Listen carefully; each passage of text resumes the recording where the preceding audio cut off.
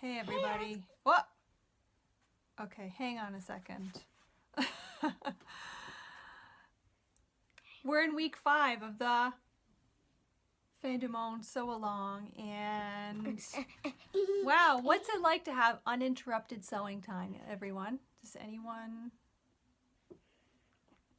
get to have that? I don't. Okay, I'll be right back. Hang on just a second. Mr. Bunny. Never mind. Okay, welcome back. That was Neve. She's lots of fun. You know what? Honestly, uninterrupted sewing time would be great, but at the same time, I love those little kids of mine. They're just crazy. All right, let's talk about sewing the large peels. Peels are the same as curves, but you have to put 2 sides on them. So I'm going to show you how to do that now. And then I'm also going to cover off a couple more blocks. I want to show you how to do the stitch and flip block because there's only one of them. It's in that first row of the heart. It is the A4 block, this one. It's really simple. It's a big square and a little square. You stitch it and you flip it. So I'm going to show you how to do that fun trick. And then the next blocks we'll be doing are the hourglass, which is the 4 triangles. And then also like it's not even really it's like a half hourglass, and I think there might only be one of those blocks too. So I'm going to break those down into videos for you. And yeah, look at, see, I'm actually sewing, which is fun. It's great to actually check these off my list. I got everything cut. I have my paper plates. I'm going to show you. Ooh, look at this stack. And I put a little number on each plate, and they're in order. So I just sort of lift up, pull out the piece I need, stack them again. So this is working pretty well, especially considering how little space I have on my giant work table because it's just covered in stuff. So this is working out. Yeah, let's do an orange peel, which I'm gonna be honest, it's not my favorite. Only because it's not just one curve, it's 2 curves. Breathe. Let's do this, okay? At least there are only a few of them in the whole quilt. Well, there are a ton of little ones, which might even be worse than the large ones. I don't, whatever. We can do it, you guys. Stay positive. All right. All right, here we are doing the orange peel block. This is the large version. You do the same thing when you're making the small version. I'm going to start with this center piece, which is the peel, which I like to call a pickle, which makes no sense, I know, but whatever. So I'm folding it point to point, and I'm going to find the center of this piece, and I'm just going to crease it. Okay. Open it up, I should be able to see. You can also use your iron if you've got an iron right close to your machine, or a chalk marker or something, especially if it's a dark fabric and you have a hard time seeing it. So I've marked halfway, and then I'm going to use one of my large sides. And here's the other one. This is a shot cotton. These are both shot. This one's a shot cotton, I think. I used some stabilizer on it to keep it a little stiffer. So if you're using any woven fabrics that are kind of wobbly, you might want to use some starch to help keep them in shape. And so I'm folding this one in half to find the center of it. And I pinch that, and then I'll take it, and I'm going to line this crease up with the center crease of the peel.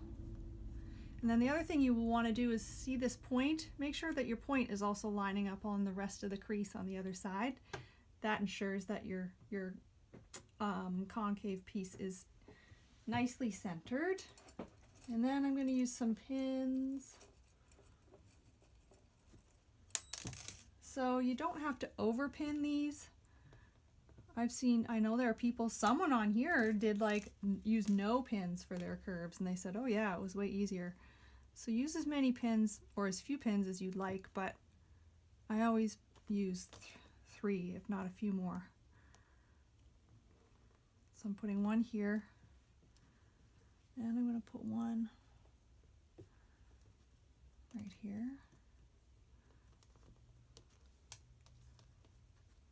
And another one here.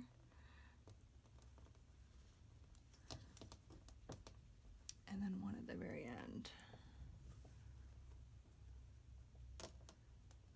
Not gonna lie, my nails are getting a little long to do a lot of this stuff. I'm gonna get them done tomorrow. I'm gonna take some me time out of my day and go get my nails done.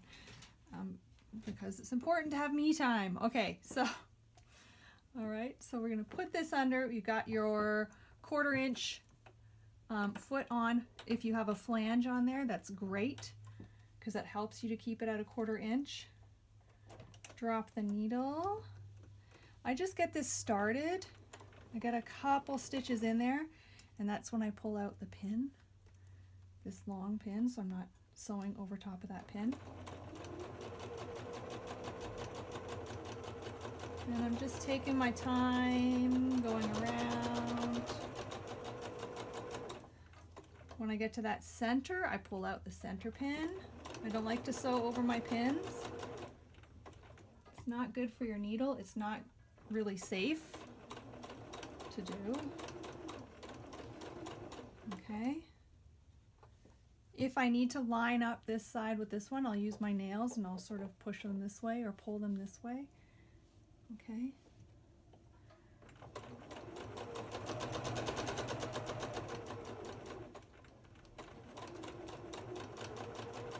Pull this out. Take this out of my machine. I've got one side done. So there's one side. What I would do is open it up. I'd probably keep this seam allowance pointed towards this outer point. Then I might just finger press it, or if you've got your iron close by, iron it down, and then repeat with the other side. Okay? So you'll take this side. You should still be able to see the crease in your center piece. Fold this in half, like this.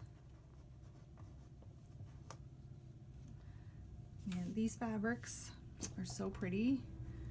They are the Allison Glass Kaleidoscope fabrics. They're woven cottons, so they are a little shiftier than, say, Kona or a regular cotton. I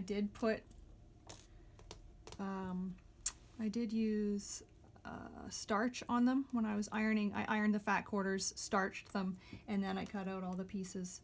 So they're a little more stable. But so far they're acting really nicely. They're not fraying.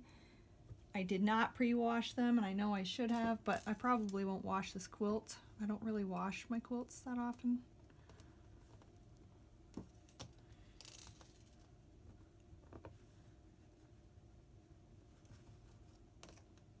Do this side. All right.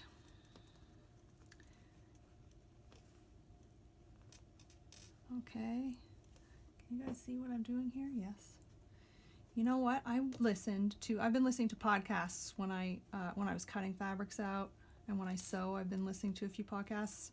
What are you guys listening to? I've been listening to Someone Knows Something and Up and Vanished. And now I'm listening to one all about Thunder Bay, which is in northern Ontario, and it's shocking. Anyway, okay, here we go. So here's the other side. So I'm going to put it in here, get it in place, drop my needle. Nope.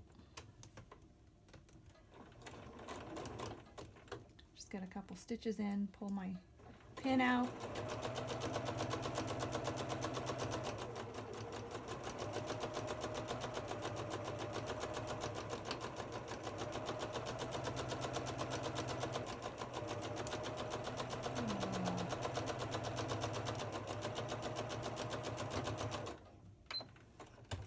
Okay, take that out, trim that, and boom.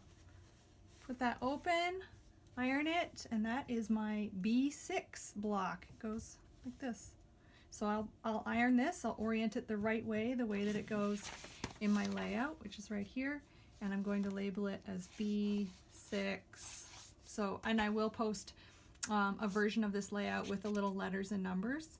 I'm just trying to figure out how best to do that, because I figured when I get down to the bottom here, I don't want to have F1 doesn't exist, you know what I mean? G1 doesn't exist, but I moved them over here, so I don't know how to label this so that it looks clear in the instructions. We'll see, I'll figure it out. Maybe I'll just make these, I don't know you guys, maybe I'll make these different color or different font. We'll figure it out. Anyway, that is your peel, your big peel. When you do the small ones, same thing. I put 5 pins in these when I was doing it. When you're doing the little one, you could just put a center pin and then one on each end, and that should be enough. Yeah, okay.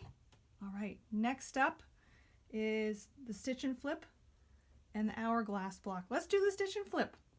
Let's do it right now, because I have it ready, and there's only one of them. It is the A4 block. So it's the block right here. So what you do is you start with an 8.5 inch square. So that's your background fabric, which is an 8. There was only one you had to cut, one 8.5 inch square. This is it. And then a number 4 square. So you're not pulling a triangle out of your stack. You're pulling a 4.5 inch fabric 4 square. There it is there. So what I've done with this is I've marked a line from point to point using a pencil. If this was a printed fabric, you'd want your right side facing right side. So right sides together. Okay. And you want the line to go, the line you've marked to go from here down to here. And you just put them like this, okay? Then you're going to take a couple pins. I have noticed with these fabrics, I do like them, but they tend to slide against this one. I don't know if it's because this one has so much ink on it too. It's kind of a dense fabric because it's this pigment white on white, and I found even pushing pins through it it's kind of tough. I'm not complaining, it's my own fabric and I love it, but these fabrics have been sliding on these ones, so I'm using lots of pins. Okay, so you pin this down, all right, and then on your machine, you don't really want to have your 1/4 inch foot with the flange on it. If you can drop in a regular foot. My regular foot broke, so I've got another similar one. And I'm going to change the stitch so that its needle is in the center. And you're going to just stitch right along that line that you marked, okay? So I'm going to drop the needle, drop the needle.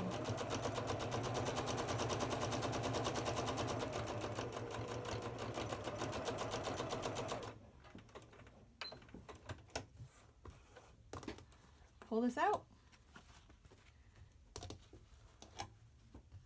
Okay, and now you're going to trim this at 1/4 inch with a 1/4 inch seam. So you can do that with a ruler. So you'd go 1/4 inch, put this on your cutting mat, and slice off this extra bit. But I'm just going to use scissors because I'm crazy like that. So I'm just going to eyeball 1/4 inch.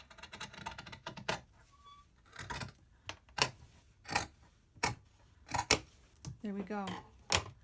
See? Okay, so you've got this 1/4 inch seam, and then you're just going to flip this down and iron it. I might iron it. No, I don't think I will iron it open. I'll iron it this way. Okay, and there you go. That's the stitch and flip. That's the A4 block. It's the only one there is, but it's kind of a handy little tool. Anytime you see in a pattern they say stitch and flip, it's something like this, where you're putting 2 squares together or 2 pieces together, and then you're ironing and flipping it, or sewing and flipping it. Okay, boom. All right, next we'll do the hourglass block and the half hourglass. All right, I'll post that next in a separate video. Cheers.